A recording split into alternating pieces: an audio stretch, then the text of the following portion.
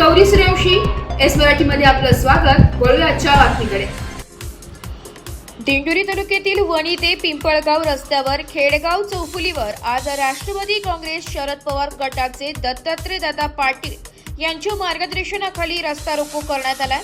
यावेळेस कांद्याला हमीभाव मिळावा, ओला दुष्काळ जाहीर करावा व शेतकऱ्यांची कर्जमाफी व्हावी यासाठी शेतकरी मोठ्या प्रमाणावर आंदोलनात सहभागी झाले होते। यावेळेस वणी पोलीस स्टेशनचे एपीआय गायत्री जाधव, पीएसआय हेमंत राऊत, नायब तहसीलदार यांना निवेदन देण्यात आले।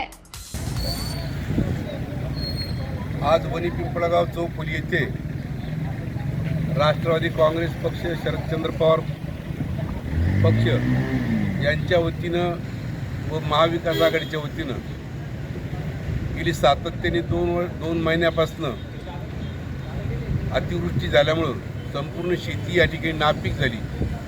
द्राक्ष बागा असतील, आंब्याच्या बागा असतील, पेरूच्या असतील, चिकूच्या असतील, डाळिंब असेल, भाजीपाला असेल, व त्याचप्रमाणे सोयाबीन, मका, ज्वारी, इतर कडधान्य याची कुठली पेरणी अतिवृष्टीमुळे या ठिकाणी झाली नाही। त्यामुळं 2 महिन्यापासून शेतकरी हा प्रचंड अडचणीत आला। शेती संपूर्ण नापीक झाली आणि जिल्हा मध्यवर्ती बँक असेल, विविध कार्यकारी सोसायटी असतील, राष्ट्रीयकृत बँका असतील, त्या सातत्याने शेतकऱ्यांच्या जप्त्या त्या ठिकाणी करतायत। कर्जाचे सगळे तगादे त्या ठिकाणी लावतायत। शेतकरी त्या ठिकाणी परेशान झालेला आहे आणि आज द्राक्ष बागा पूर्णपणे अडचणी झालेल्या आहेत। द्राक्ष बागांमध्ये जे काही आज या परिसराची कृषी पंढरी म्हणून ओळखला जातो हा परिसर, याच्यामध्ये द्राक्ष हे महत्त्वाचं पीक असल्याने द्राक्षांचे पूर्णपणे या ठिकाणी नुकसान झालेले आहे आणि पाणी अतिशय पाणी पडल्यामुळं 600 मिलीलिटर पाऊस या ठिकाणी पडला। त्यामुळे या भागातली संपूर्ण द्राक्ष शेती उद्ध्वस्त झाली, शेतकरी अडचणीत आलेला आहे। शासनाने स्वतः घोषित केल्याप्रमाणे निवडणुकीच्या अगोदर जर महायुतीचं सरकार आलं तर फडणवीस सरकारने डिक्लेअर केलं होतं की आम्ही शेतकऱ्यांची कर्जमाफी त्या ठिकाणी करू, शेतकऱ्यांची वीज माफी त्या ठिकाणी करू, परंतु कुठलीही माफी त्या ठिकाणी केली नाही। शेतकऱ्यांच्या तोंडाला त्या ठिकाणी पानं पुसण्यात आले, शेतकऱ्यांची फसवणूक त्या ठिकाणी झालेली आहे आणि आज शासनाने फसवलं आणि निसर्गाचं आसमानी आणि सुलतानी संकट या ठिकाणी शेतकऱ्यावरती आल्यामुळं शेतकरी पूर्णपणे हवालदिल झालेले आहेत। आदरणीय पवार साहेबांनी जशी कर्जमाफी मागच्या काळात 72,000 कोटीची केली होती, त्याप्रमाणे सरसगट सर्व शेतकऱ्यांना या ठिकाणी या शासनाने कर्जमाफी करावी।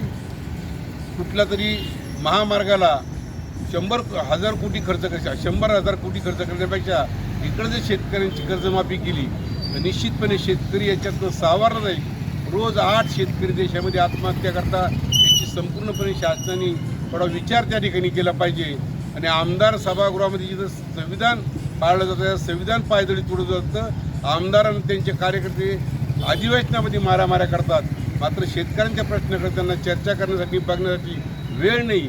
या गोष्टीचा आम्ही या ठिकाणी निषेध करतो आणि शासनाने कुठल्याही परिस्थितीत यावर्षी या शेतकऱ्यांना पूर्णपणे संपूर्ण कर्जमाफी करावी, वीज माफी करावी व शैक्षणिक धोरणात देखील विद्यार्थ्यांना पूर्ण फी माफी करावी, अशा पद्धतीची मागणी आम्ही या ठिकाणी करतो आणि ओला दुष्काळ जाहीर करावा अशी शासनाला हात जोडून विनंती करतो आणि थांबतो। धन्यवाद।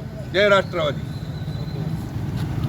शेतकरी बांधवांच्या वतीनं गेली मे 2005 पासून आज पावेतो सातत्याने अतिवृष्टी झाल्यामुळं द्राक्ष बागा असतील, आंब्याच्या बागा असतील, पेरूच्या असतील, चिकूच्या असतील, टोपईच्या असतील, डाळिंब असेल, हे सर्व फळबागा नष्ट झालेले आहेत। त्यानंतर गेली 2.25 महिन्यापासून सातत्याने पाऊस असल्यामुळं शेतामध्ये लोकांना मका, ज्वारी, सोयाबीन किंवा भुईमूग किंवा मूग इतर कडधान्य आजपर्यंत पेरता आलेलं नाही आहे।